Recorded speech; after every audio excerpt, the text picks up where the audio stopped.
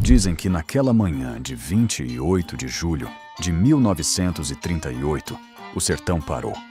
O sol ainda nem tinha nascido quando os tiros ecoaram na Grota do Angico, em Poço Redondo, Sergipe. Em poucos minutos, tudo estava acabado. O homem mais temido e mais falado do Nordeste, o rei do cangaço, Virgulino Ferreira da Silva, o Lampião, jazia morto entre os espinhos da Caatinga. Mas quem foi esse homem? Um herói do povo ou o maior assassino que o sertão já conheceu? Um justiceiro que lutava contra as injustiças dos coronéis? Ou um tirano que espalhou medo, morte e sangue? Neste vídeo, você vai conhecer a história por trás da lenda. E no fim, vai decidir por si mesmo. Lampião foi herói ou carrasco?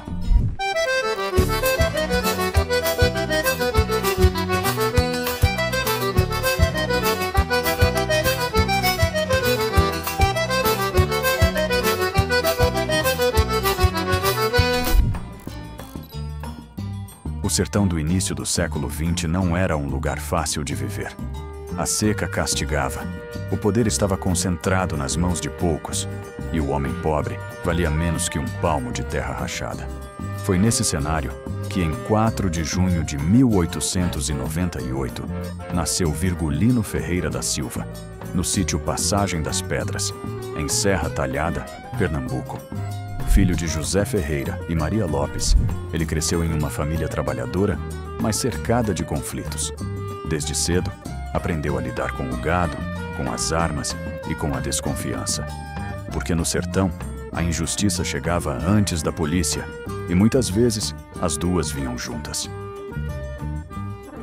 Em 1919, aos 21 anos, Virgulino já estava no cangaço. Entrou para o bando de Senhor Pereira, um cangaceiro respeitado, conhecido tanto pela coragem quanto pela inteligência. Foi ao lado dele que Virgulino aprendeu a andar no mato, a atacar de surpresa, a escapar das volantes e, principalmente, a entender que o cangaço era um jogo de poder. Enquanto muitos entravam por desespero, ele entrou por convicção. E quando o Senhor Pereira abandonou o bando, foi Virgulino quem herdou o comando. Nascia ali o Lampião.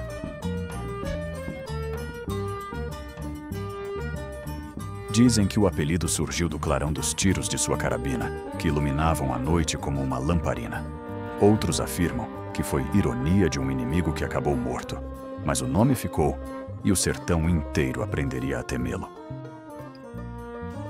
Lampião não era um simples bandido. Era um homem inteligente, astuto e carismático. Sabia ler, escrever e se comunicar, um feito raro entre cangaceiros. E foi essa inteligência que o transformou em líder absoluto. Enquanto outros bandos se desmanchavam, ele organizou um verdadeiro exército. Criou regras de conduta, códigos secretos e um sistema de disciplina. No bando de Lampião, quem desobedecia pagava caro. E quem traía, morria.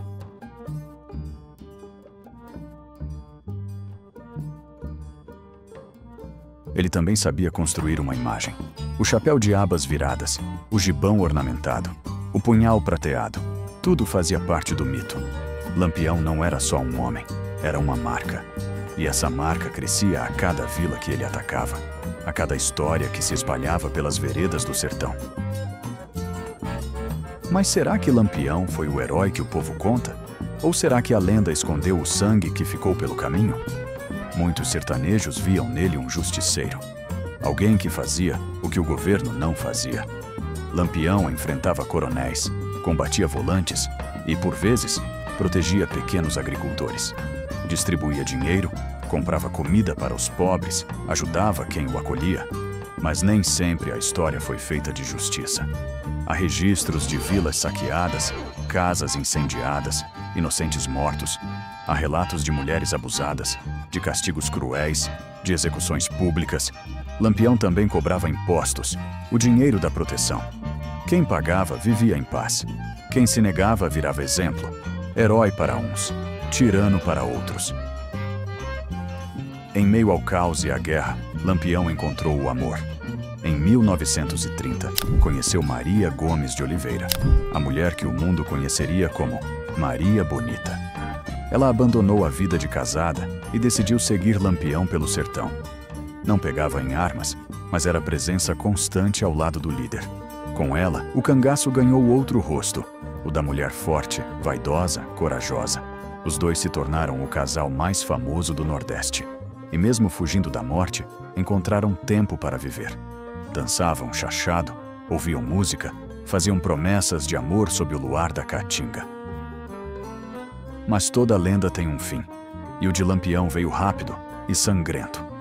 Na madrugada de 28 de julho de 1938, o bando foi surpreendido pelas volantes de João Bezerra e Aniceto Rodrigues na Grota do Angico, em Poço Redondo, Sergipe. Lampião, Maria Bonita e 9 cangaceiros foram mortos. Tudo durou menos de 20 minutos. Foi o fim do maior mito do sertão e o começo de uma discussão que dura até hoje. As cabeças foram levadas para Piranhas e expostas em praça pública. A multidão se aglomerava para ver de perto o rosto do homem que dominou o Nordeste. Era o fim de Lampião, mas o início de sua eternidade. Décadas se passaram, e ainda hoje, o nome de Lampião divide opiniões. Para alguns, ele foi um rebelde que enfrentou um sistema injusto. Para outros, um criminoso cruel, que deixou um rastro de sangue por onde passou. Mas talvez a verdade esteja entre os dois extremos. Lampião foi produto de um tempo em que o sertão não oferecia escolha. Um tempo em que o governo estava longe e a sobrevivência dependia da bala e da coragem. Seus atos foram duros, mas sua história é um espelho do Brasil esquecido. Lampião morreu há mais de 80 anos, mas ainda vive. Nas músicas, nas feiras, nas lembranças e nos corações de quem o chama de rei. Mas quem foi, afinal, Virgulino Ferreira da Silva? Um justiceiro nascido da injustiça? Ou um homem comum que se perdeu no poder e na violência? O herói e o assassino talvez sejam o mesmo homem. Dois lados de uma história que o sertão nunca esqueceu.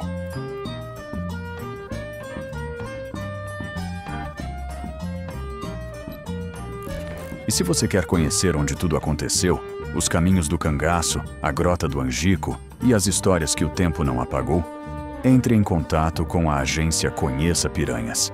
Viva o sertão, sinta a história e descubra você mesmo quem foi Lampião.